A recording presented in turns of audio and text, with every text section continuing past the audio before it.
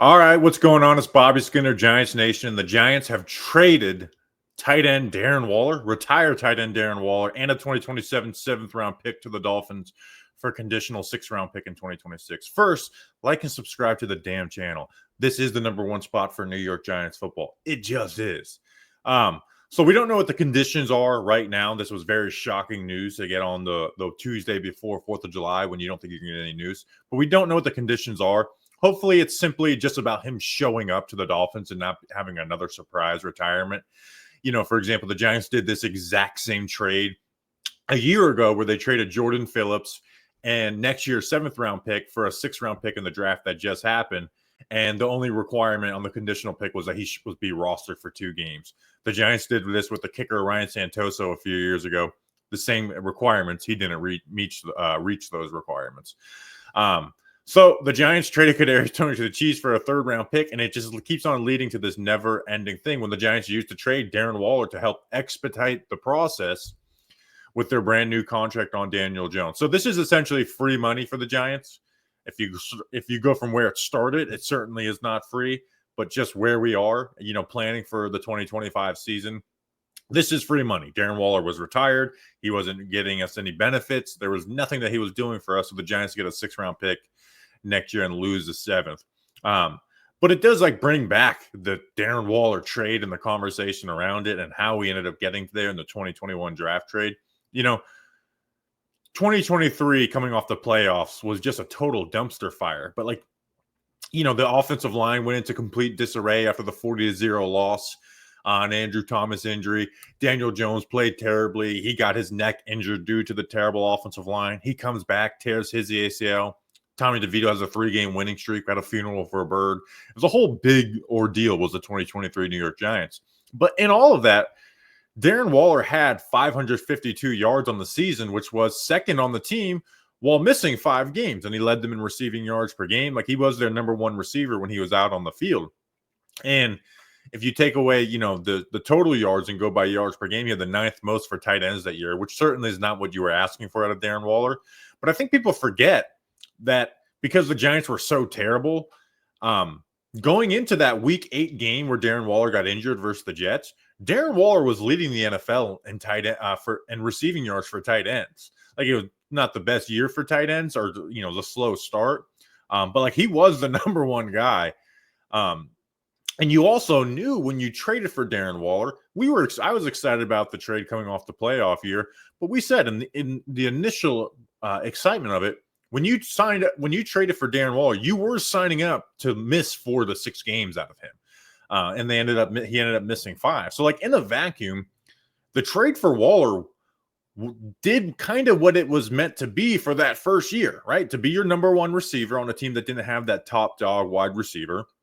Understanding that he's going to miss 4 to 6 games, not having a lot of guaranteed money in his contract. In fact, they had no guaranteed money when they traded him, and they obviously restructured it a bit.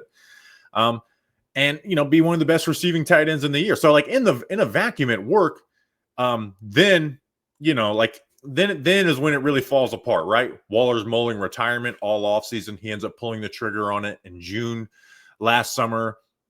He said in a recent interview that it was due to him playing fullback in the Bills game when he realized that I'm going to retire at the end of the year. Thank you, aggravators, for taking that clip that I found of those 3 plays of that happening.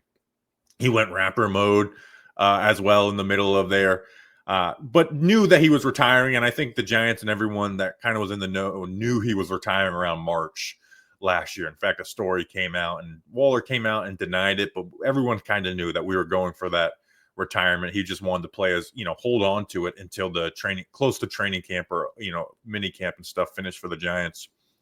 I think it was mandatory minicamp is when he announced it before. Now, it's just kind of crazy how it went. You took a low risk trade, which was that 3rd-round comp pick for Darren Waller, and it just went worst case scenario. I guess the only other worst case scenario is he would just missed all of 2023. But it is crazy to look at how some of these things have played out for the Giants. This is the 2021 Giants NFL draft trade tree. So the Giants had the 11th pick in that draft. They really wanted Devontae Smith, and the Eagles traded up with the Cowboys to pick 10 and drafted Devontae Smith. So the Giants traded pick 11 to the Bears, which ended up being Justin Fields. They got pick 20, which they traded for Kadarius Toney. Pick 164, what they used in the trade for Aaron Robinson, who really never played for them. Evan Neal, a huge bust, and then Daniel Bellinger, 4th-round pick.